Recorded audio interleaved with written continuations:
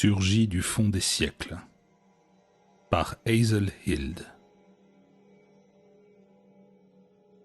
Manuscrit trouvé dans les papiers de feu Richard H. Johnson, docteur en philosophie, conservateur du Cabot Museum of Archaeology, Boston, Massachusetts. Il n'est pas vraisemblable que personne à Boston, ou n'importe quel lecteur éveillé d'ailleurs, oublie jamais l'étrange affaire du Cabot Museum. La publicité donnée par les journaux à cette momie infernale, les rumeurs anciennes et terribles plus ou moins en relation avec elle, la vague d'intérêt morbide et les activités de culte au cours de l'année 1932, le destin effrayant des deux intrus le 1er décembre de cette même année, tout concourait à constituer l'un de ces mystères classiques qui sont perpétués comme légendes à travers des générations et qui deviennent les noyaux de cycles complets de spéculations horrifiantes. Tout le monde semble se rendre compte également que quelque chose de vital et d'indiciblement hideux a été supprimé des comptes rendus destinés au public de ces horreurs arrivées à leur point culminant. Ces premières insinuations inquiétantes sur la condition de l'un des deux corps furent écartées et ignorées trop brutalement, et les singulières modifications de la momie n'ont pas eu la suite que leur valeur au point de vue de l'information aurait normalement exigé. Les gens ont également trouvé curieux que la momie n'ait jamais été remise dans sa boîte. Dans cette époque où l'on est expert en taxidermie, l'excuse d'après laquelle son état de désintégration rendait son exposition impraticable paraissait particulièrement faible.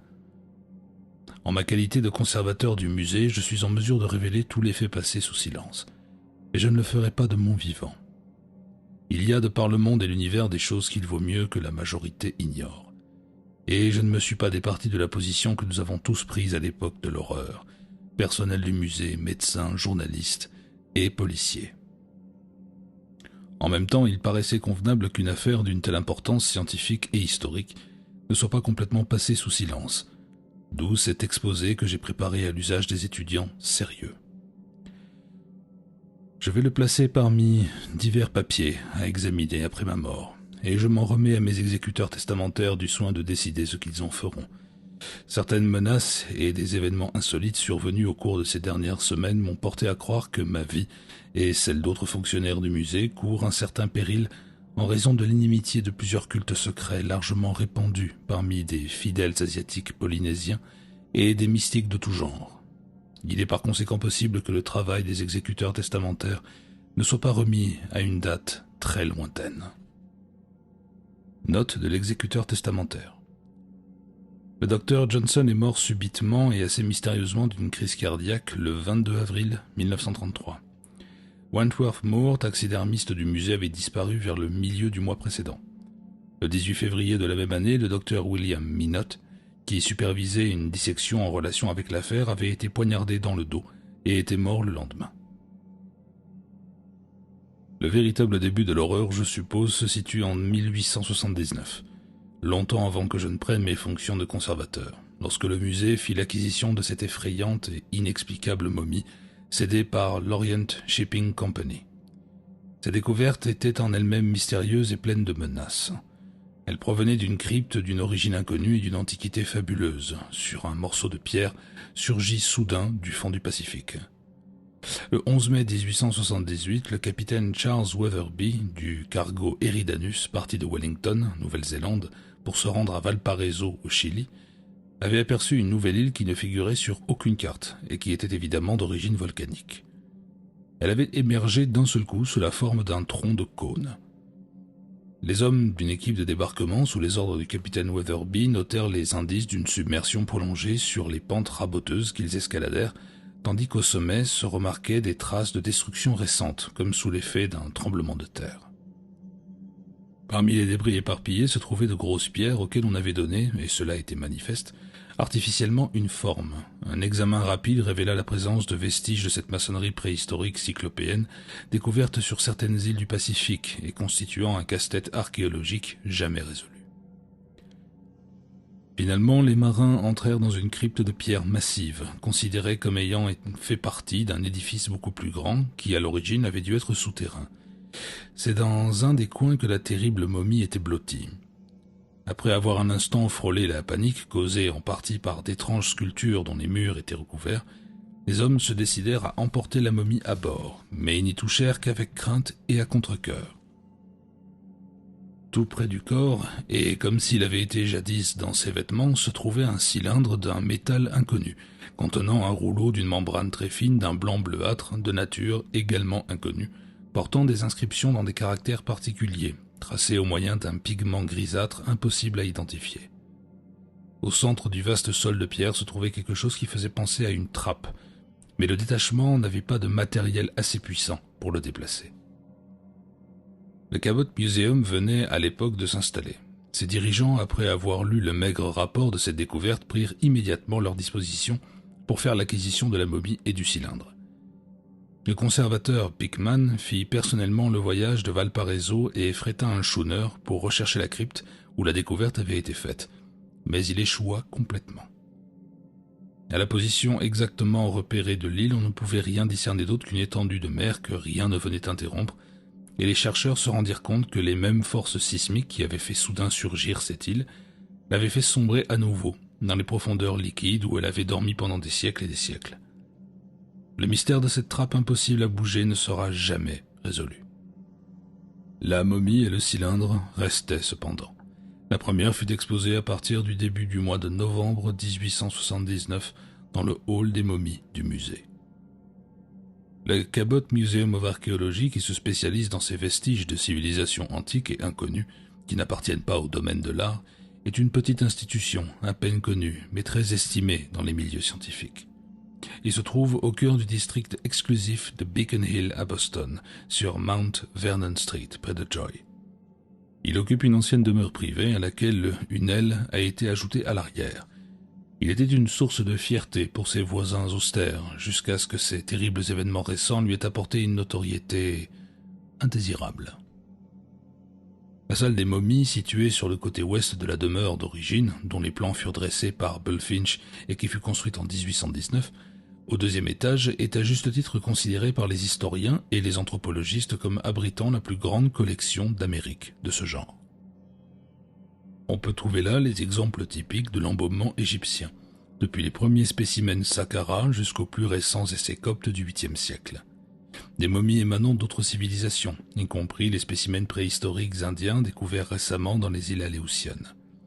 Silhouettes de Pompéiens agonisants moulés en plâtre dans les creux tragiques laissés dans les cendres ayant envahi les ruines. Corps momifiés naturellement provenant des mines et d'autres excavations dans toutes les parties du globe. Certaines surprises et ensevelies dans les positions grotesques causées par leur terrible et dernière lutte contre la mort. Bref, tout ce qu'on s'attend à trouver dans une collection de ce genre. En 1879, celle-ci était moins étendue qu'aujourd'hui, mais elle était déjà remarquable. Mais cette chose bouleversante venant de la crypte primitive cyclopéenne sur une île éphémère surgie des flots avait toujours été son attraction la plus marquante et du mystère le plus impénétrable. La momie était celle d'un homme de taille moyenne d'une race inconnue et avait été fixée dans une attitude particulièrement accroupie. La figure à moitié cachée derrière des mains en forme de griffes avait une mâchoire inférieure proéminente, tandis que les traits ratatinés exprimaient une terreur si affreuse que peu de spectateurs pouvaient supporter ce spectacle sans broncher. Les yeux étaient fermés, avec des paupières appliquées étroitement sur les globes oculaires, apparemment bombés et protubérants. Des touffes de cheveux et de barbe subsistaient, et la couleur de l'ensemble était une sorte de gris, terne. Au point de vue contexture, la chose était à moitié comme du cuir, moitié comme de la pierre. Elle posait ainsi une énigme insoluble aux experts, qui essayaient de s'assurer par la façon dont elle avait été embaumée. Par endroits, des fragments de sa substance avaient été rongés par le temps et la décomposition. Des tissus d'une matière particulière avec des traces de dessins inconnus tenaient encore l'objet. On pouvait à peine dire au juste ce qui le rendait aussi horrible et repoussant. Tout d'abord, il y avait l'impression subtile et indéfinissable d'une antiquité sans limite et quelque chose d'absolument étranger qui impressionnait comme lorsqu'on plonge le regard depuis le bord d'un gouffre monstrueux dans des ténèbres insondées. Mais avant tout, c'était l'expression de folle terreur qui se lisait sur cette face prognate, ridée et à moitié dissimulée. Un tel symbole de terreur infinie, étrangère à l'humain, cosmique, ne pouvait pas ne pas communiquer son émotion au spectateur, au milieu d'un nuage inquiétant de mystères et de vaines conjectures. Parmi les quelques connaisseurs qui fréquentaient le Cabot Museum, cette relique d'un monde antique et oublié acquit une notoriété de mauvais aloi, bien que l'isolement et la politique de discrétion de l'institution lui aient évité de devenir une célébrité populaire telle que le géant de Cardiff. Au siècle dernier, la pratique du battage n'avait pas encore atteint le domaine de la science au point où elle a réussi à le faire depuis. Naturellement, des savants de divers genres ont fait de leur mieux pour classer cet objet terrifiant, mais sans jamais y parvenir. Les théories d'une civilisation disparue du Pacifique, dont les statues de l'île de Pâques et les constructions mégalithiques de Ponap et de Nan Matal, pourraient être des vestiges circulant largement parmi les étudiants et les journaux scientifiques publiaient des spéculations variées et souvent contradictoires sur l'existence possible d'un continent dont les sommets survivraient sous la forme de milliers d'îles, de la Mélanésie et de la Polynésie. La diversité des dates attribuées à cette hypothétique civilisation éteinte ou continent fut immédiatement embarrassante et amusante. Cependant, quelques allusions qui en donneraient une confirmation surprenante ont été retrouvées dans certains mythes de Tahiti et d'autres îles. Pendant ce temps, l'étrange cylindre et son rouleau déconcertant couvert de hiéroglyphes inconnus, soigneusement conservés à la bibliothèque du musée, recevaient l'attention qu'ils méritaient. Il n'y avait aucun doute. Ils avaient un rapport certain avec la momie. Tout le monde se rendait compte qu'en éclaircissant le mystère qu'il présentait, on éluciderait en même temps, selon toute probabilité, le mystère de l'horreur ridée. Le cylindre de 10 cm environ de long sur 2 cm de diamètre était fait d'un métal étrangement irisé, qui défiait complètement l'analyse chimique et semblait insensible à tous les réactifs. Il était étroitement fermé par un couvercle de même substance, et portait des motifs gravés de caractère évidemment décoratif et peut-être aussi symbolique, dessins conventionnels qui semblaient obéir à un système de géométrie particulièrement étranger au nôtre, paradoxal et plutôt difficile à décrire. Le rouleau qu'il contenait n'était pas moins mystérieux. Il était fait d'une membrane mince, d'un blanc bleuté impossible à analyser, enroulé autour d'un mince bâton fait du même métal que le cylindre. Déroulé, il avait environ 60 cm de longueur. Les grands hiéroglyphes nettement tracés à la plume ou au pinceau, avec un pigment gris défiant l'analyse, s'étendaient en une ligne étroite vers le centre du rouleau. Il ne ressemblait à rien de connu des linguistes et des paléologues, et ils ne purent être déchiffrés bien qu'on en ait envoyé des photographies à tous les experts en cette matière. Il est vrai que certains savants exceptionnellement versés dans la littérature occultiste et magique trouvèrent de vagues ressemblances entre certains de ces hiéroglyphes et des symboles primitifs décrits ou cités dans 2 ou 3 textes très anciens, obscurs et ésotériques, tels que le livre d'Eibon, qu'on dit provenir de l'Hyperborée, continent oublié, les fragments pnacotiques supposés être préhumains, et le monstrueux Necronomicon, ouvrage interdit d'un arabe fou, Abdul al-Azred. Cependant, toutes ces ressemblances étaient sujettes à discussion. En raison de la mésestime dans laquelle sont tenues les études occultes, aucun effort n'a été fait pour faire circuler des copies de ces hiéroglyphes parmi les spécialistes des questions mystiques. Si cela avait été fait dès cette date, la suite de cette affaire aurait pu être très différente, à dire vrai. Un coup d'œil jeté à ces hiéroglyphes par n'importe quel lecteur de l'horrible ouvrage de Van Junst, le culte sans nom, aurait permis d'établir un lien significatif, à ne pas s'y tromper. Cependant, à cette époque, les lecteurs de cette monstrueuse infamie étaient extrêmement peu nombreux. Les exemplaires en avaient été incroyablement rares pendant la période s'étendant entre la destruction de l'édition originale de Düsseldorf en 1839 et de la traduction de Bridewell en 1845, et la publication par les Golden Goblin Press en 1909 d'une réimpression expurgée. Pratiquement aucun occultiste, aucun spécialiste des légendes ésotériques d'une antiquité reculée n'a eu son attention attirée sur cet étrange rouleau jusqu'à l'explosion récente due au journalisme à sensation qui a fait atteindre très rapidement à l'horreur son point culminant. Les choses ont ainsi traîné pendant le demi-siècle qui a suivi l'installation de l'effrayante momie dans le musée. Le terrible objet jouissait d'une célébrité locale parmi les Bostoniens cultivés, Mais rien de plus. Tandis que l'existence même du cylindre et du rouleau, après 10 ans de recherche vaine, avait été pratiquement oubliée.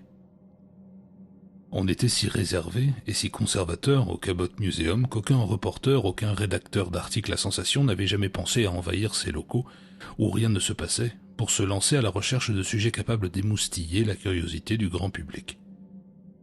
Le grand battage a commencé au cours du printemps de 1931, lorsqu'un achat en quelque sorte spectaculaire a mis le musée en vedette dans les colonnes des grands quotidiens. Il s'agissait d'objets étranges, de corps inexplicablement bien conservés découverts dans des cryptes, au-dessous des ruines presque entièrement disparues et d'une triste célébrité du château de Fausse-Flamme, dans l'Aveyron, en France. Fidèle à sa politique d'esbrouf, le Boston Pillar envoya pour couvrir l'incident un rédacteur de son édition du dimanche. Celui-ci étoffa son article par un exposé général et exagéré sur l'institution elle-même, et ce jeune homme, Stuart Reynolds, fit allusion à la momie sans nom comme susceptible de faire sensation et de surpasser de loin les acquisitions récentes justifiant sa mission. Une teinture de tradition théosophique, un goût particulier pour les spéculations d'écrivains tels que les colonels Churchward et Lewis Spence concernant les continents perdus, et les civilisations primitives oubliées mettaient Reynolds particulièrement en éveil à l'égard d'une relique séculaire telle que la momie inconnue.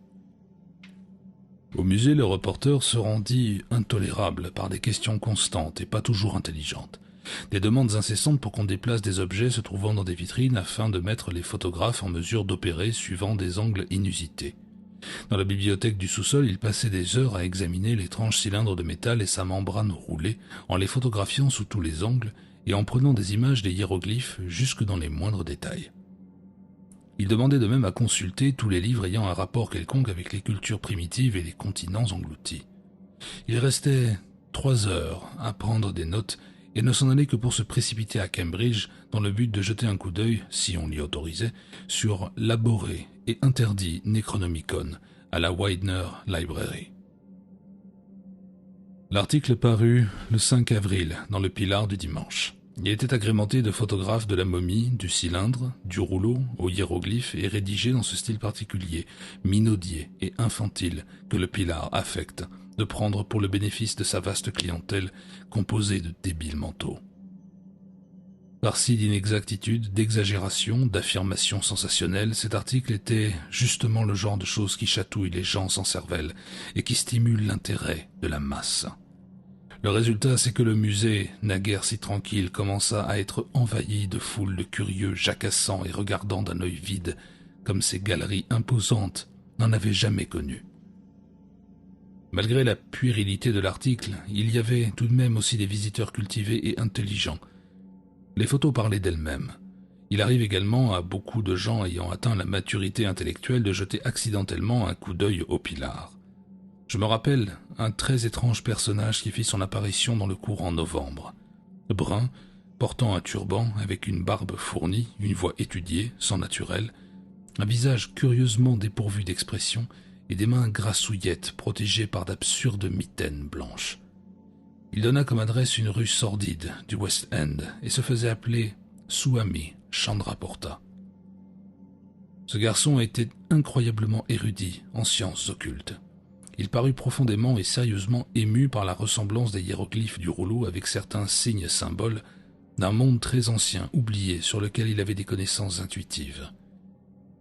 Vers le mois de juin, la célébrité de la momie et du rouleau avait gagné des régions très éloignées de Boston. Le musée recevait des demandes de renseignements, d'autorisation, de photographier de la part d'occultistes savants s'intéressant aux arcanes répartis dans le monde entier. Ce n'était pas non plus très agréable pour notre personnel, puisque nous sommes une institution scientifique sans sympathie particulière pour les rêveurs du fantastique. Cependant, nous répondions poliment à toutes les questions. Comme résultat de ces initiations, il y eut dans The Occult Review un article hautement érudit du fameux mystique de la Nouvelle-Orléans, Étienne Laurent de Marigny, dans lequel il affirmait la complète identité de quelques-uns des curieux dessins géométriques du cylindre irisé et de plusieurs hiéroglyphes de la membrane enroulée avec certains idéogrammes d'une horrible signification, transcrits d'après les monolithes primitifs ou d'après les rituels secrets de certaines bandes occultes de savants et de dévots ésotériques, reproduits dans la Black Book au culte sans nom de von Junst, ouvrage infernal et supprimée. De Marigny rappelait la mort épouvantable de von Junst en 1840, un an après la publication de ce terrible ouvrage à Düsseldorf, et commentait ses sources d'informations à vous glacer le sang, et en partie suspectes. Par-dessus tout, il insistait sur le degré extraordinaire auquel étaient applicables les contes avec lesquels von Junst établissait des liens pour la plupart des idéogrammes reproduits par lui. Quant au fait que ces contes dans lesquels étaient expressément mentionnés un cylindre et un rouleau faisaient penser d'une manière digne d'être remarquée à une relation avec les objets exposés au musée, personne ne pouvait le nier. Cependant, ils étaient d'une telle extravagance à vous couper le souffle en supposant des déplacements dans le temps difficiles à croire et de telles anomalies fantastiques d'un monde ancien oublié qu'on peut beaucoup plus facilement les admirer que leur ajouter créance. Les admirer, c'est parfaitement ce que le public a fait, car la presse du monde entier les a reproduits. Des articles illustrés sont sortis, partout, racontant ou se proposant de raconter les légendes du livre noir, s'étendant sur l'horreur de la momie, comparant les dessins du cylindre et les hiéroglyphes du rouleau aux images reproduites par von Junst, et se laissant aller aux théories et aux spéculations les plus déchaînées, les plus sensationnelles et irrationnelles. Le nombre des entrées au musée fut triplé, et l'étendue de l'intérêt suscité était attestée par un courrier pléthorique, pour la plus grande partie insensé et superflu, reçu au musée. La momie et son origine constituèrent apparemment pour les gens imaginatifs l'événement marquant de 1931-1932, rivalisant de près avec la dépression. Pour ma part, le principal effet de cette fureur fut de me faire prendre connaissance du monstrueux volume de von Junst dans l'édition Golden Goblin. Lecture qui me laissa étourdi et nauséeux, mais cependant heureux de ne pas avoir eu entre les mains la totale infamie représentée par le texte non expurgé. Les balbutiements archaïques reproduits dans le livre noir et liés avec des graphismes et des symboles si proches parents de ceux que portaient le cylindre et le rouleau mystérieux étaient en vérité de nature à fasciner et à inspirer une terreur non négligeable.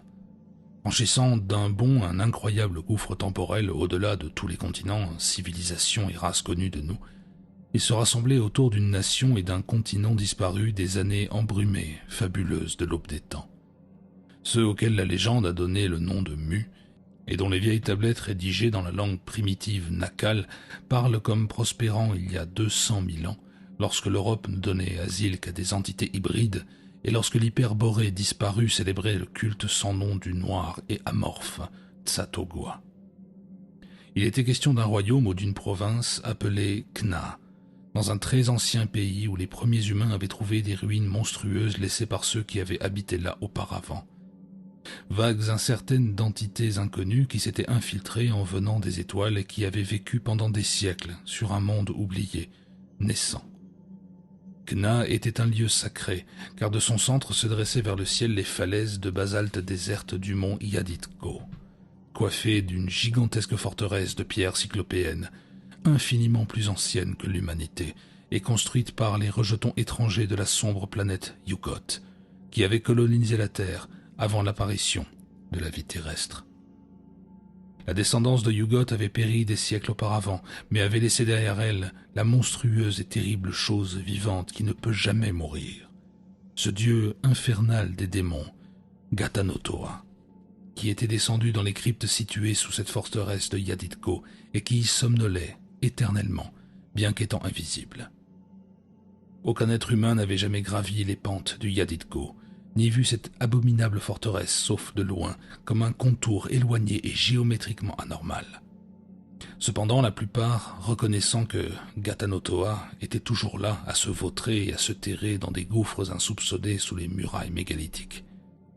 Il y avait toujours ceux qui croyaient qu'on devait faire des sacrifices à Ghatanotoa, de peur qu'il ne rampe hors de ses abysses cachés et n'aille dandiner son horrible corps à travers l'univers des hommes, comme il l'avait fait une fois dans le monde primitif de la lignée de Yugot.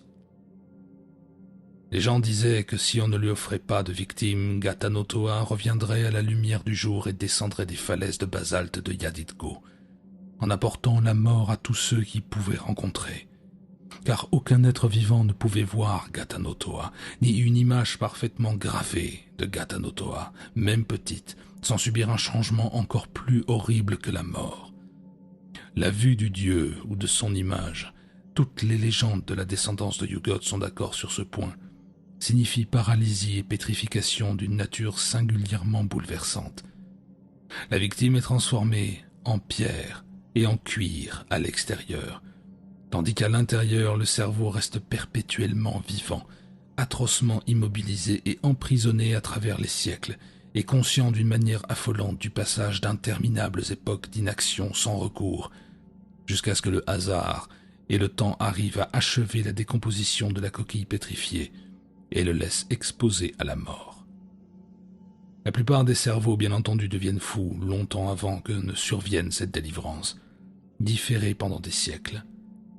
Il n'y avait pas Dieu humain, disait-on, qui ait jamais aperçu Gata-no-Toa, bien que le danger soit à présent aussi grand qu'il l'avait été pour la descendance de Yuggoth.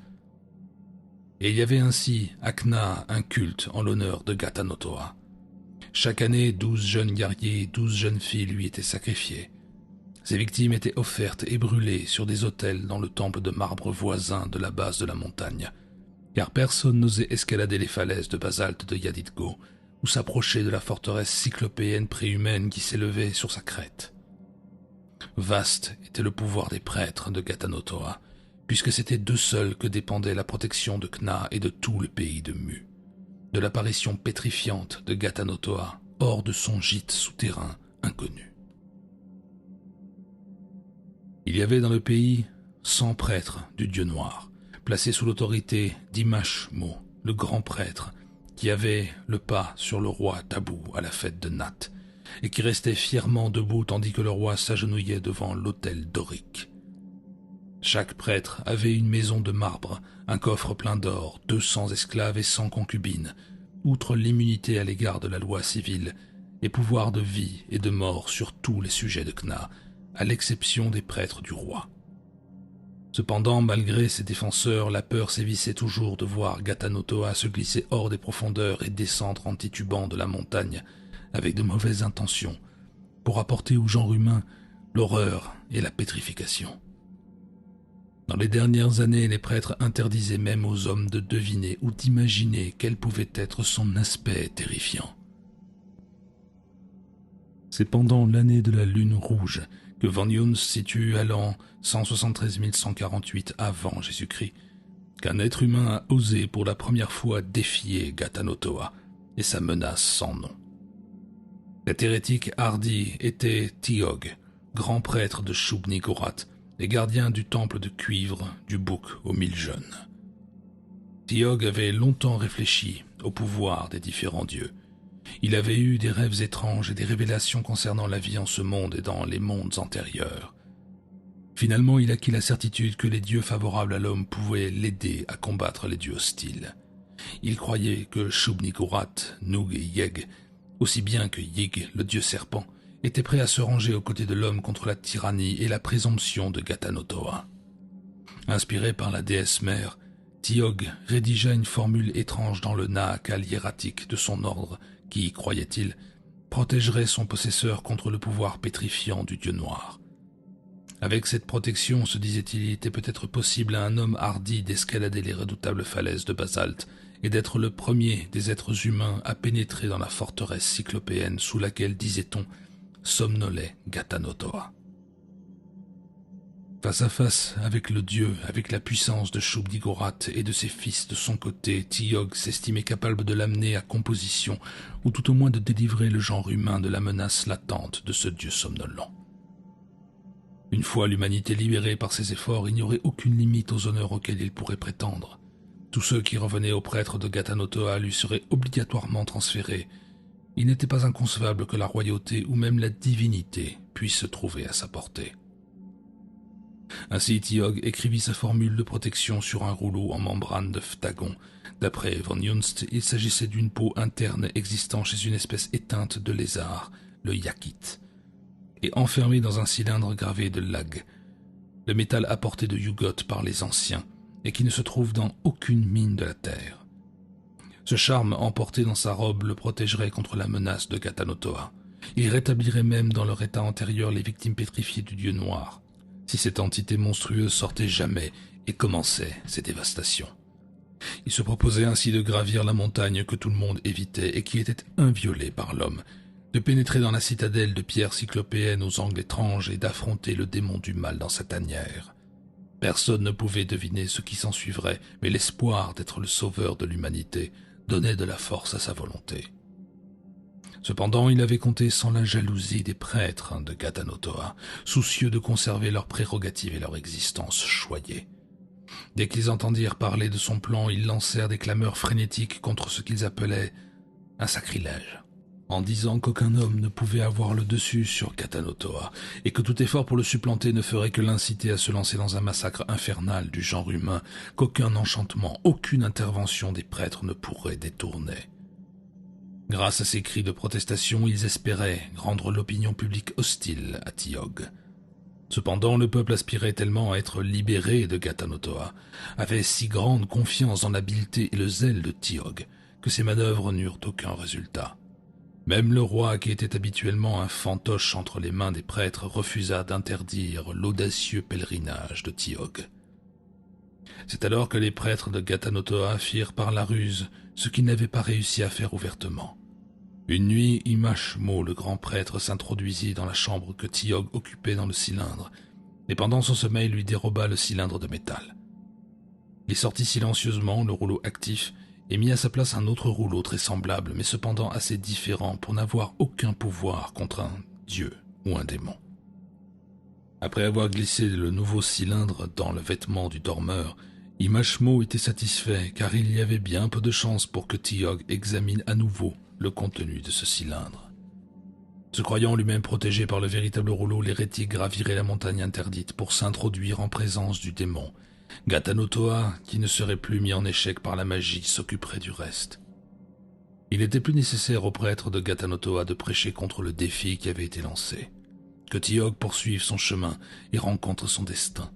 Et les prêtres vénéreraient toujours en secret le rouleau dérobé, le charme véritable et puissant. Il serait transmis d'un grand prêtre à son successeur et utilisé à l'avenir dans toutes circonstances fâcheuses lorsqu'il serait nécessaire de contrarier la volonté du dieu démon. Imashmo dormit donc paisiblement pendant le reste de la nuit avec le vrai rouleau dans un nouveau cylindre qui avait été préparé pour le recevoir. À l'aube du jour des flammes du ciel, appellation non précisée par von Junst, Tiog, au milieu des prières et des litanies de son peuple, avec la bénédiction du roi Tabou sur sa tête, partit à l'assaut de la terrible montagne, un bâton de bois de tlat à la main droite. Dans sa robe se trouvait le cylindre contenant ce qu'il prenait pour le véritable charme, car bien entendu, il n'avait pas découvert l'imposture. Il n'avait pas non plus la moindre ironie dans les prières qu'Imashmo et les autres prêtres de Ghatanotoa avaient entonnées pour son salut et son succès. Pendant toute la matinée, le peuple resta là à regarder diminuer la silhouette de Tiog luttant contre les difficultés de cette pente maudite de basalte qu'aucun pied humain n'avait jamais foulée. Un bon nombre d'entre eux restèrent là longtemps après qu'il eut disparu en un point où une corniche contournait la montagne pour aboutir au versant caché. Cette nuit-là, quelques dormeurs aux sens aiguisés crurent entendre un léger tremblement secouer le pic détesté, tandis que les autres se moquaient d'eux.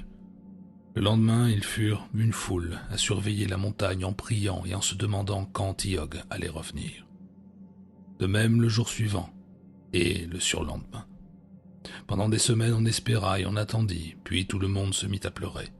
Et personne n'a jamais revu Tiog, qui aurait délivré le genre humain de ses terreurs.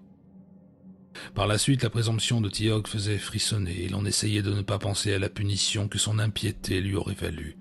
Et les prêtres de Ghatanotoa sourirent de ceux qui auraient voulu s'opposer à la volonté du dieu ou mettre en doute son droit à des sacrifices.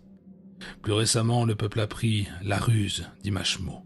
Cependant, cette révélation n'amena aucun changement dans le sentiment général. Il valait mieux laisser Ghatanotoa tranquille. Personne n'osa plus jamais le défier et les siècles s'écoulèrent ainsi. Un roi succéda à un autre roi, un grand prêtre à un autre grand prêtre. Les nations grandirent et tombèrent en décadence. Des continents surgirent de la mer et furent de nouveau submergés. Et au bout de bien des millénaires, Kna fut atteint par la décrépitude, jusqu'à ce que finalement, par une affreuse journée de tempête et de tonnerre, de grondements terrifiants et de lames hautes comme des montagnes, tout le continent de mue sombre pour toujours dans l'océan. Cependant, au cours des siècles plus récents, des fragments des secrets antiques se mirent à filtrer. Dans des terres lointaines se rencontrèrent les fugitifs au visage gris qui avaient survécu à la colère des démons de la mer, et des cieux étrangers absorbèrent la fumée des autels érigés aux dieux et aux démons disparus. Personne ne savait dans quelles profondeurs insondables la montagne sacrée et la forteresse cyclopéenne du terrible Gatanotoa avaient sombré. Mais il y avait encore des gens pour chuchoter son nom et lui offrir des sacrifices innommables, de crainte qu'il ne traverse en bouillonnant des lieues d'océan, et ne vienne ramper parmi les hommes en semant l'horreur et la pétrification. Dans l'entourage des prêtres dispersés se développèrent les rudiments d'un culte noir et secret. Secret parce que le peuple des continents nouveaux avait d'autres dieux et d'autres démons et ne voyait que maléfices dans les cultes anciens et d'autres origines. Dans le cadre de ce culte, bien des choses hideuses se faisaient, bien des objets étranges étaient adorés. On chuchotait qu'une certaine lignée de prêtres clandestins détenait encore le véritable talisman contre Gatanotoa qu'Imashmo avait dérobé à Tiog pendant son sommeil. Cependant, il ne restait personne qui pût lire ou comprendre ces syllabes mystérieuses, ou même deviner dans quelle partie du monde était situé le Kna disparu, le terrible sommet du Yadidgo et la forteresse géante du dieu démon. Bien qu'il se soit principalement répandu dans ces régions du Pacifique, autour desquelles Mu s'était autrefois étendu, il y avait des rumeurs concernant le culte clandestin et détesté de Gatanotoa dans l'Atlantide, au funeste destin, et sur le plateau abhorré de Leng. Von Junst suppose sa présence dans le royaume souterrain fabuleux de Knian, et donne des preuves nettes de sa pénétration en Égypte, en Chaldée, en Perse, en Chine, dans les empires sémites oubliés d'Afrique, au Mexique et au Pérou dans le Nouveau Monde. Du fait qu'il y eut de solides connexions avec le mouvement des sorciers en Europe, contre lequel furent vainement dirigées les bulles du pape. L'indignation générale provoquée par des aperçus sur des rites affreux et des sacrifices sans nom fit complètement disparaître un grand nombre de ces ramifications. Ce culte se réduisit en fin de compte à une activité souterraine pour chasser, obligé doucement à se cacher. Mais pourtant son noyau n'avait jamais pu être complètement détruit. Il a toujours survécu d'une manière ou d'une autre, principalement en Extrême-Orient, dans les îles du Pacifique, où ses enseignements reparaissent dans la tradition ésotérique de l'Areoi polynésien. Von Junst fait des allusions subtiles et inquiétantes à son contact réel avec ce culte, si bien qu'au cours de ma lecture j'ai frissonné en pensant au bruit qui courait sur sa mort. Il a parlé du développement de certaines idées concernant l'apparition du dieu démon qu'aucun être humain, à part le trop audacieux Tiog, qui n'est jamais revenu, n'a jamais vu, et opposait cette habitude d'en discuter au tabou qui régnait dans le Mu antique, contre toute tentative d'imaginer à quoi il ressemblait. Les murmures terrifiés et fascinés des dévots sur ce sujet étaient particulièrement effrayants. Murmures chargés de curiosité morbide concernant la nature exacte de ce avec quoi Tiog avait pu être mis en présence dans ce terrible édifice préhumain sur les redoutables montagnes aujourd'hui submergées avant que la fin, si c'en était une, n'intervienne. Et je me sentais étrangement troublé par les références détournées et insidieuses du savant allemand à cet événement. À peine moins troublantes étaient les conjectures de Von Junst sur l'endroit où pouvait se trouver le rouleau dérobé de formules magiques contre Gatanotoa, et sur l'usage qu'on pouvait désormais en faire. Malgré la conviction que j'avais, toute cette affaire était entièrement du domaine de la légende. Je ne pus m'empêcher de frissonner à l'idée d'une résurgence tardive de ce dieu monstrueux, et devant le tableau d'une humanité muée soudain en une race de statues anormales, dont chacun contiendrait captif un cerveau vivant condamné à rester conscient sans pouvoir bouger, ni être secouru pendant un nombre inconnu de siècles à venir. Le vieux savant de Düsseldorf avait une façon empoisonnée de suggérer plus qu'il ne déclarait, et je comprenais pourquoi son livre avait été supprimé dans tant de pays comme étant blasphématoire, dangereux et malsain. J'étais crispé de répulsion, mais ce texte exerçait sur moi une fascination de mauvais aloi, et je ne pus abandonner ma lecture avant de l'avoir terminée. Les prétendues reproductions des dessins et des idéogrammes provenant de Mu ressemblaient d'une façon frappante et merveilleuse aux gravures de cet étrange cylindre et aux caractères tracés sur le rouleau. Tout l'exposé abondait en détails, présentait une vague et irritante ressemblance avec ce qui touchait à l'affreuse momie. Le cylindre et le rouleau, la situation dans le Pacifique, l'idée persistante du vieux capitaine Weatherby selon laquelle la crypte cyclopéenne où la momie avait été découverte s'était trouvée jadis sous un vaste édifice. J'étais en quelque sorte vaguement content que l'île volcanique ait été submergée avant qu'on ait pu ouvrir ce qu'on prenait pour une lourde trappe. Ce que j'avais lu dans le livre noir constituait une préparation diaboliquement adéquate aux nouvelles et aux événements plus récents qui se mirent à s'imposer à mon attention dès le printemps 1932. Je me rappelle à peine quand, ou juste les rapports de plus en plus fréquents sur l'action de la police contre les cultes étranges et fantastiques d'Orient et d'ailleurs commencèrent à m'impressionner. Mais vers le mois de mai ou de juin, je me rendis compte qu'il y avait, de par le monde, une surprenante et insolite poussée d'activité de la part d'organisations mystiques bizarres, occultes et ésotériques, qui se tenaient habituellement tranquilles et dont on entendait rarement parler. Je n'aurais vraisemblablement pas rapproché ces comptes rendus des allusions de von Junst, ni de la vogue furieuse de la momie et du cylindre du musée dans le grand public, s'il n'y avait pas eu certaines syllabes significatives et ressemblances persistantes sur lesquelles la presse s'était appesantie pour faire sensation dans les rites et les discours de différents célébrants de cultes secrets livrés à l'attention du public. En tout cas, je ne pouvais m'empêcher de remarquer avec un certain malaise le retour fréquent d'un nom, sous diverses formes corrompues, vers lequel semblait converger tout ce qui concernait le culte et qui visiblement était considéré avec un singulier mélange de respect et de terreur. Quelques-unes des formes citées étaient Gtanta, Tanota, Tanta, Gatan et Ktanta. Et il n'était pas besoin de suggestions de mes correspondants occultistes à présent, nombreux, pour me faire apercevoir dans ces variantes une hideuse et suggestive parenté avec le nom monstrueux transcrit par von Junst comme Gatanotoa.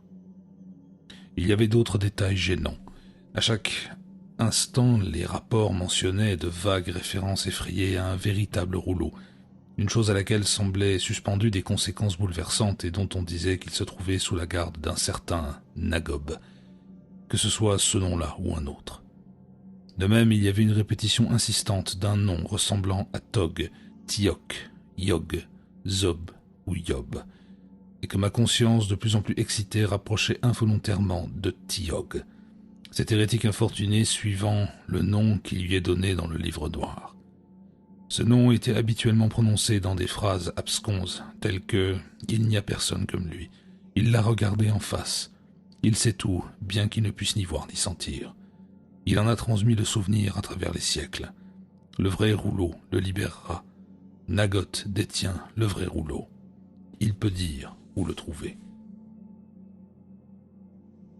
Il y avait sans aucun doute quelque chose de curieux dans l'air, et je ne fus pas surpris quand mes correspondants occultistes, de même que les journaux à sensation du dimanche, se mirent à établir des relations entre les récentes agitations anormales et les légendes de Mu, d'une part, et la récente exploitation de la terrifiante momie, d'autre part.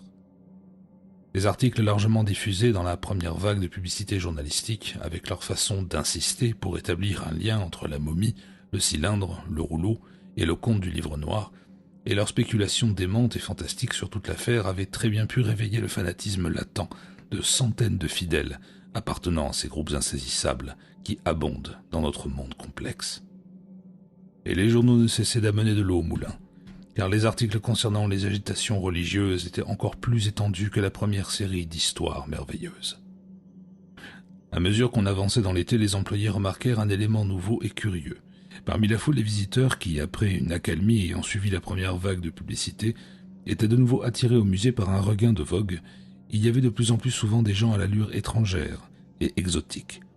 Des Asiatiques basanés d'indéfinissables personnages à cheveux longs et des hommes bruns et barbus, paraissant mal à l'aise dans des vêtements européens, qui demandaient invariablement la salle des momies et qu'on trouvait ensuite extasiés, fascinés, en train de contempler le hideux spécimen originaire du Pacifique. Un courant silencieux et sinistre sous-jacent à ce flot d'étrangers excentriques semblait impressionner tous les gardiens, et j'étais moi-même assez bouleversé. Je ne pouvais m'empêcher de penser aux agitations culturelles sévissant justement parmi des exotiques de ce genre, et au rapport de ces agitations avec des mythes tous trop proches de l'effrayante momie et de son cylindre au rouleau.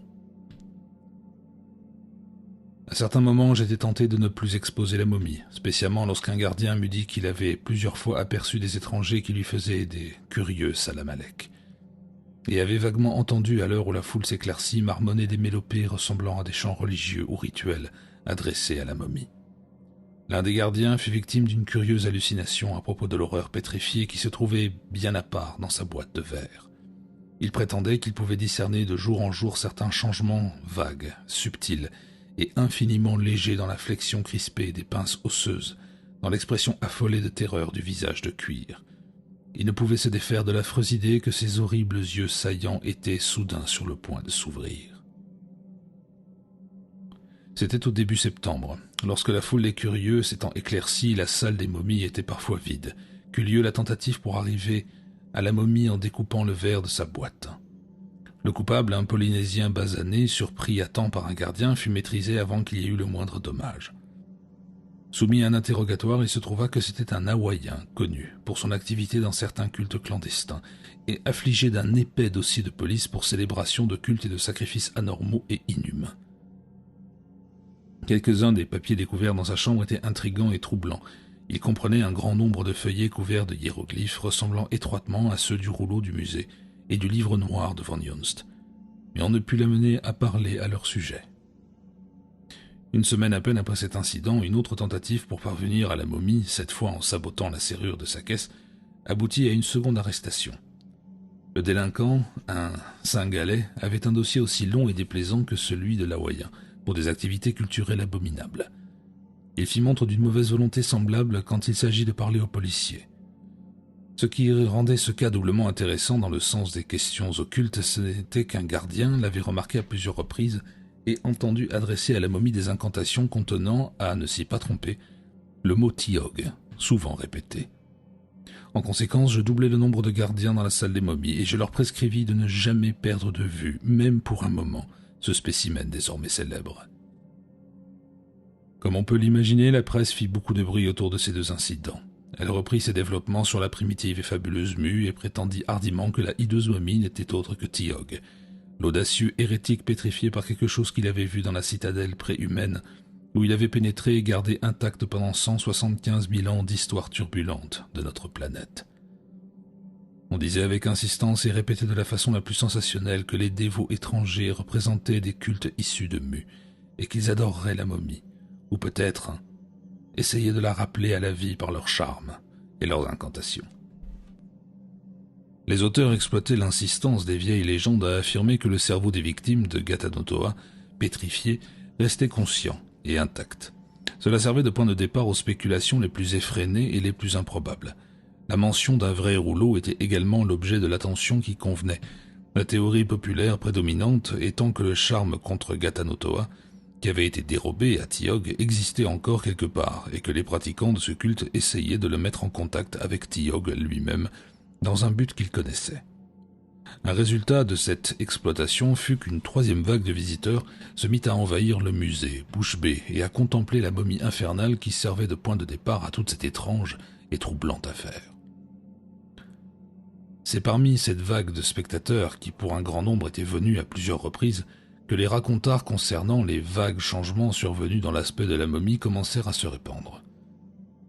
Je suppose, malgré l'idée troublante qu'avait eue ce gardien nerveux quelques mois auparavant, que le personnel du musée était trop habitué à voir constamment des formes étranges pour prêter attention aux détails.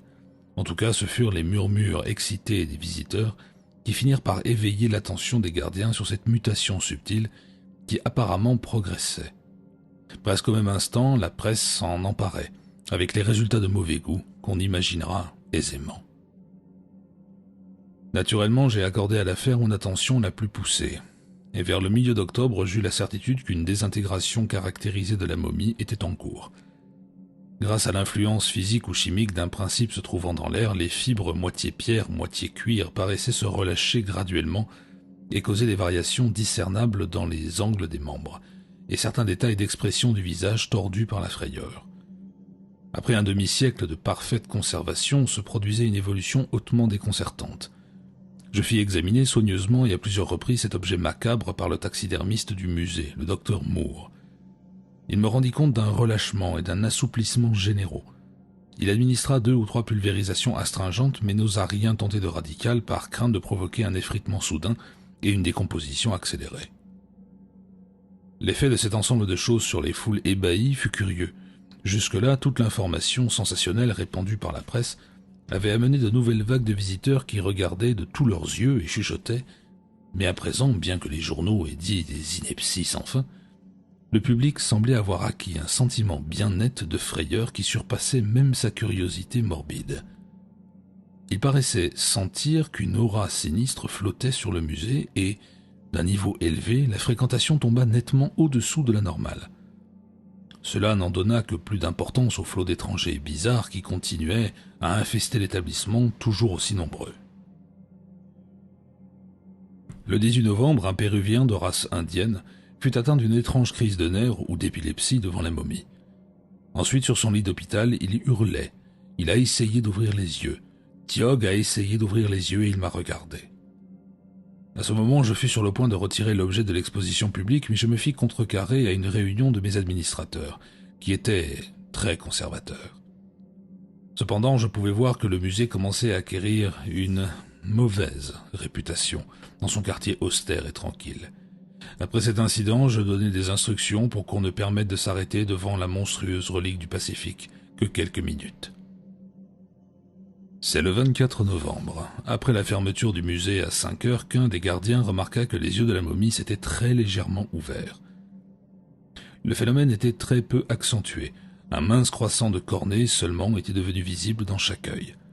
Mais il était pourtant du plus haut intérêt.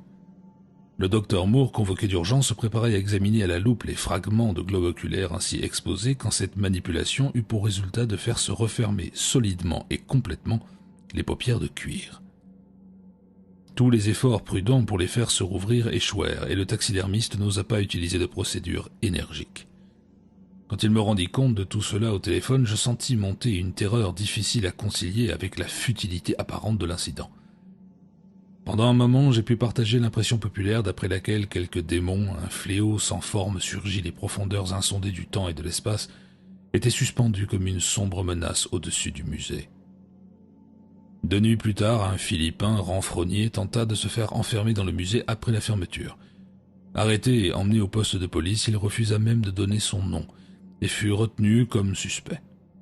Pendant ce temps, la surveillance stricte assurée autour de la momie semblait décourager les étranges hordes d'étrangers.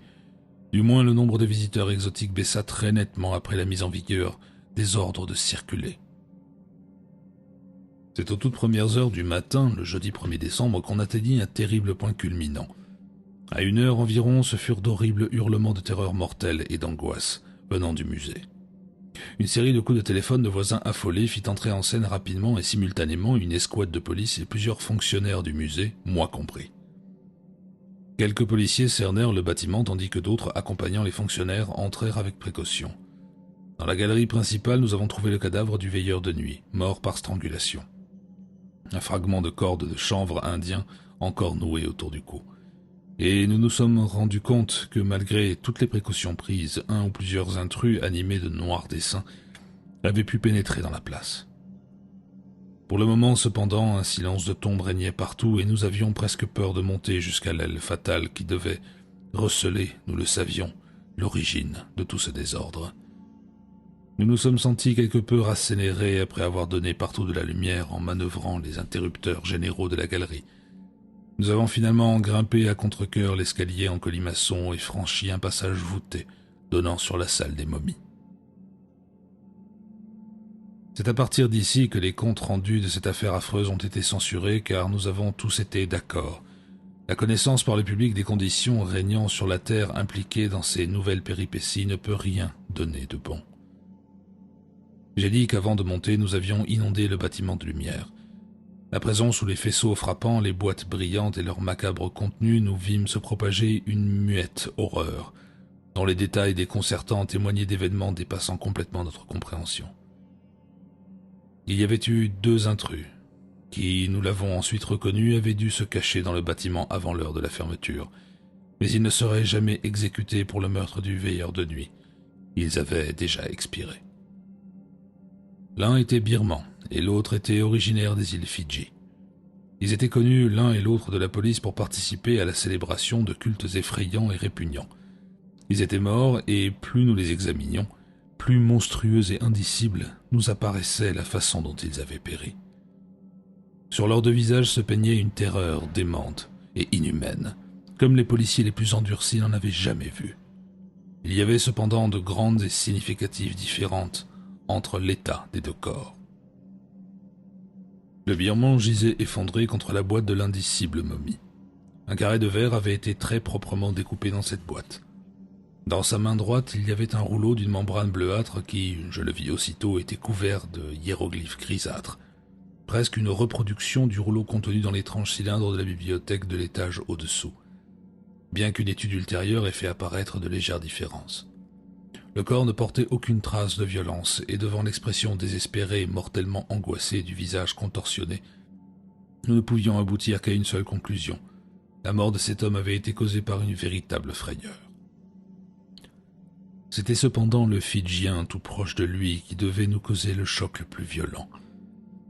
L'un des policiers fut le premier à le toucher et le cri de terreur qu'il poussa provoqua dans l'entourage un nouveau frisson. Nous aurions dû savoir, d'après le gris mortel de cette figure qui avait été noire et qui était tordue par la peur, et de ses mains osseuses dont l'une était restée crispée sur une torche électrique, qu'il y avait là quelque chose de hideusement anormal. Cependant, aucun d'entre nous n'était préparé à entendre ce que cet effleurement hésitant avait révélé aux policiers. Même à présent, je ne peux y penser sans atteindre au paroxysme de la peur et de la répulsion.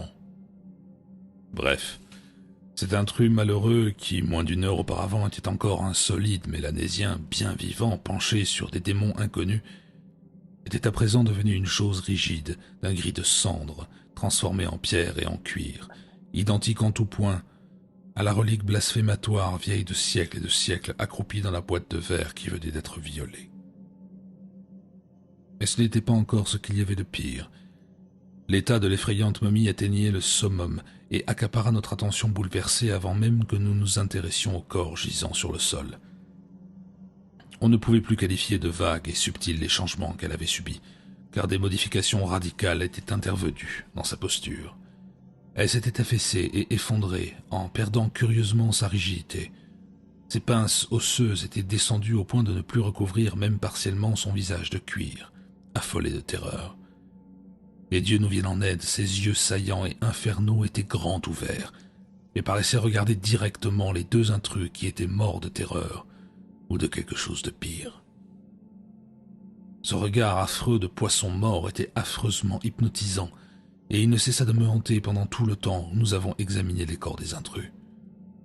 Il avait sur nos nerfs une influence affreusement étrange, car nous sentions en quelque sorte une curieuse rigidité s'étendre sur nous et paralyser nos plus simples mouvements.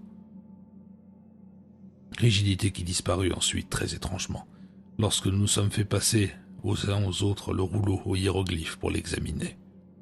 À chaque instant, je sentais mon regard irrésistiblement attiré vers ces horribles yeux exorbités, et quand je revins les étudier après avoir examiné les cadavres, je crus remarquer quelque chose de très singulier sur la surface vitreuse de ces pupilles sombres et merveilleusement conservées. Plus je regardais, plus j'étais fasciné. Je finis par descendre dans mon bureau malgré l'étrange raideur de mes membres, et j'en remontai une loupe très forte à objectifs multiples. Grâce à cet appareil, j'entrepris un examen méticuleux et à très courte distance de ces pupilles de poisson, tandis que les autres se rassemblaient autour de moi plongés dans l'expectative. J'ai toujours été assez sceptique à propos de la théorie selon laquelle les scènes et les objets se photographieraient sur la rétine en cas de mort ou de coma. Cependant, à peine avais-je regardé à travers la lentille que je réalisais la présence d'une sorte d'image autre que la réflexion de la pièce dans le système optique vitreux et saillant de ce rejeton sans nom des siècles. Il y avait certainement une scène qui se dessinait confusément sur cette rétine vieille de siècles et de siècles, mais je ne pouvais pas douter du fait qu'il s'agissait de la dernière chose que ses yeux avaient vue du vivant de cet être. Il y avait d'innombrables millénaires. Elle s'effaçait régulièrement, semblait-il, et je manipulais la loupe pour ajouter un nouvel objectif. Cependant, cela devait être exact et net, même infiniment petit, lorsque, en réponse à quelque charme ou acte maléfique en relation avec leur visite, Il s'était trouvé en face de ces intrus qui étaient mortellement terrifiés. Avec la lentille supplémentaire, je pouvais distinguer bien des détails antérieurement invisibles, et les gens groupés qui m'entouraient étaient suspendus à mes lèvres pendant que j'essayais de leur décrire ce que je voyais. Car en l'an 1932, un homme de la ville de Boston était en train de regarder quelque chose qui appartenait à un monde inconnu et entièrement différent. Un monde qui avait cessé d'exister et qui était sorti de la mémoire normale depuis des siècles et des siècles. Il y avait une vaste pièce, une salle de maçonnerie cyclopéenne, et il me semblait que je la voyais de l'un de ses coins.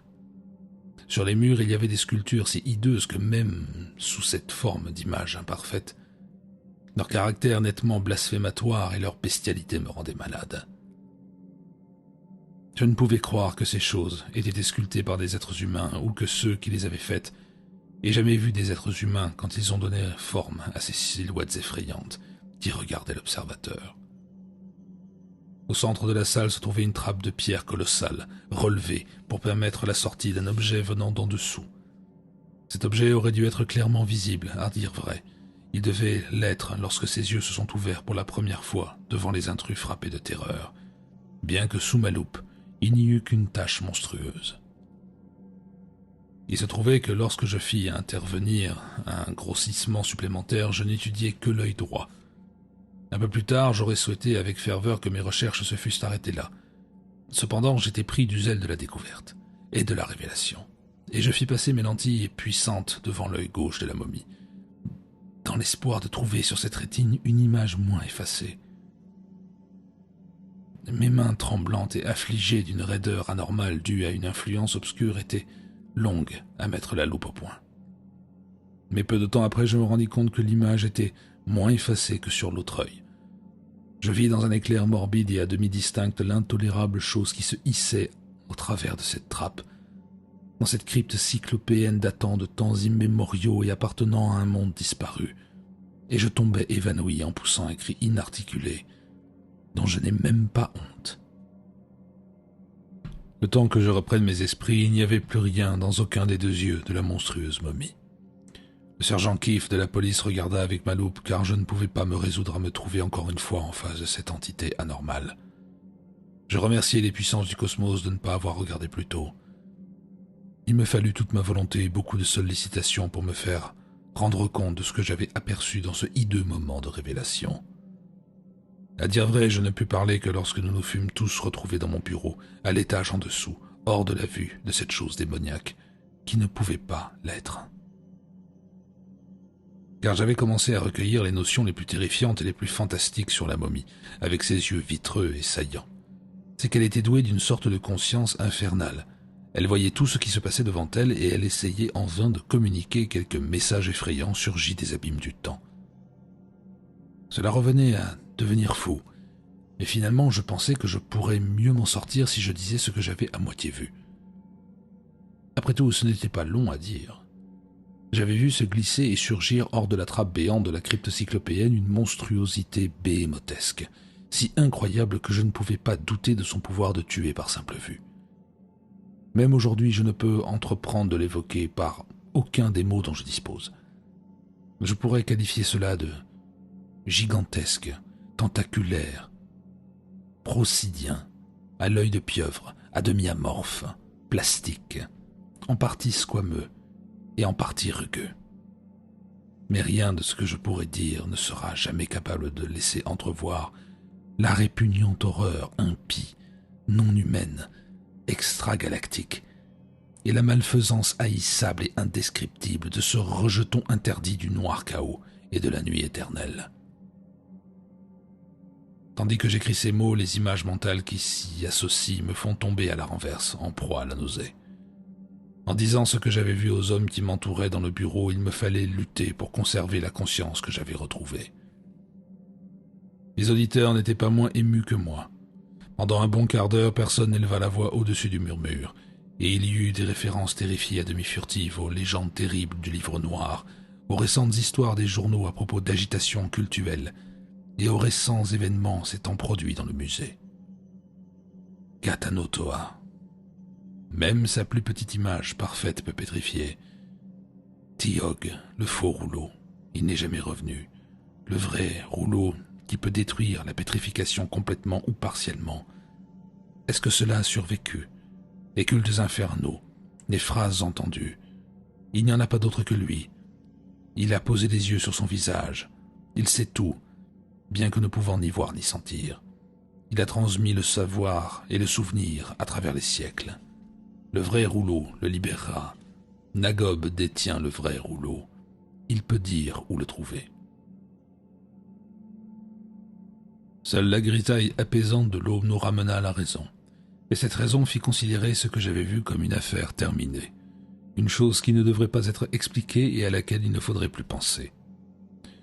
Nous n'avons donné à la presse que des comptes rendus partiels et par la suite nous avons collaboré avec les journaux pour apporter d'autres suppressions. Par exemple, lorsque l'autopsie eut révélé que le cerveau et plusieurs autres organes internes du Fidjien pétrifiés, bien qu'hermétiquement scellés par la pétrification des chairs extérieures, étaient restés frais et non durcis, anomalie sur laquelle les médecins restent encore réservés et discutent avec embarras, nous n'avions pas envie de voir se déchaîner une nouvelle fureur. Nous savions trop bien le sort que les journaux à sensation réserveraient à ce détail. Nous rappelant ce qui avait été dit sur le cerveau intact et l'état conscient ayant persisté chez les victimes de Gatanotoa, transformées en pierre et en cuir. Au point où en étaient les choses, les journalistes soulignèrent le fait que l'homme qui tenait le rouleau hiéroglyphe et qui l'avait évidemment lancé à la momie à travers l'ouverture de la boîte n'était pas pétrifié, tandis que l'homme qui ne l'avait pas eu l'était. Lorsqu'ils nous demandèrent de faire certaines expériences, appliquer successivement le rouleau sur le corps transformé en pierre et en cuir du Fidjien et sur la momie elle-même, nous refusâmes avec indignation d'encourager ces idées superstitieuses. Naturellement, la momie fut soustraite à la vue du public et transférée au laboratoire du musée en attendant un examen réellement scientifique en présence d'une autorité médicale compétente. En nous rappelant les événements antérieurs, nous l'avons fait étroitement garder. Mais même ainsi, le 5 décembre à 2h25 du matin, on tenta de pénétrer dans le musée. Le déclenchement rapide de la sonnette d'alarme a fait avorter l'entreprise, mais malheureusement, le ou les criminels ont pu s'échapper. Je me félicite vivement qu'aucune allusion à des faits ultérieurs n'ait jamais été portée à la connaissance du public. Je souhaiterais ardemment qu'il n'y ait plus rien à dire. Il y aura des fuites, bien entendu, et si quelque chose m'arrive, je ne sais pas ce que mes exécuteurs testamentaires feront de ce manuscrit. Mais au moins l'affaire ne sera plus désagréablement présente à l'esprit de la foule quand viendra la révélation. En outre, personne ne croira au fait quand ils seront finalement exposés. C'est ce qu'il y a de curieux avec les masses.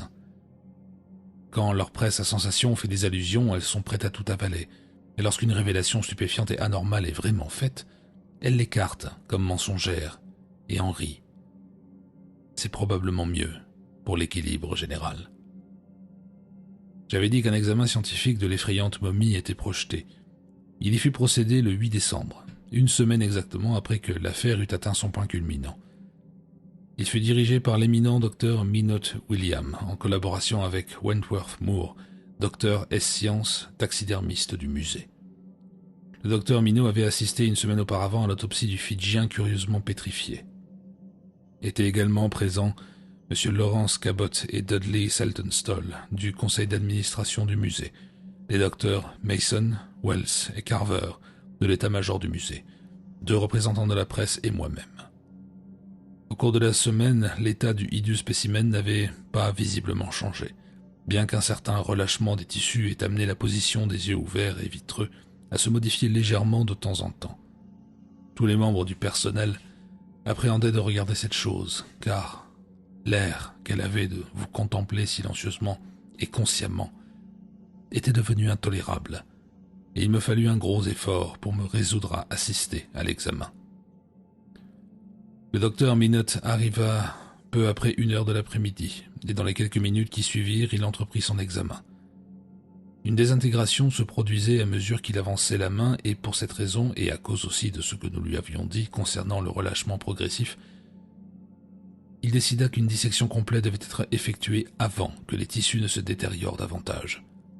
Les instruments nécessaires se trouvaient dans le matériel du laboratoire et il commença aussitôt.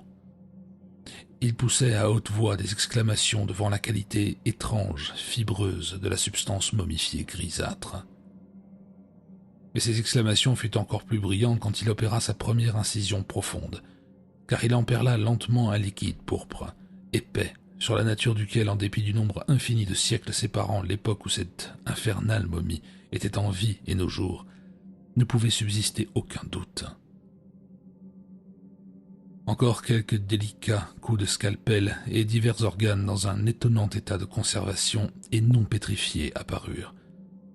Ils étaient tous intacts, sauf aux endroits où des dégradations subies par la partie extérieure pétrifiée avaient amené des déformations ou des destructions. L'état dans lequel la chose se trouvait ressemblait tellement à ce qui avait été trouvé chez le Fidjien mort de terreur que l'éminent praticien sursauta d'ahurissement. La perfection de ses yeux exorbités et terribles était insolite, et leur état exact au point de vue de la pétrification était très difficile à déterminer. À 3h30, la boîte crânienne fut ouverte, et 10 minutes plus tard, les membres de notre groupe, frappés de stupeur, firent le serment de garder le secret. La seule exception s'appliquant à des documents aussi protégés que ce manuscrit. Les 2 reporters eux-mêmes acceptèrent de bonne grâce de garder le silence. Car, une fois ouvert, le crâne avait révélé la présence d'un cerveau qui avait les pulsations de la vie.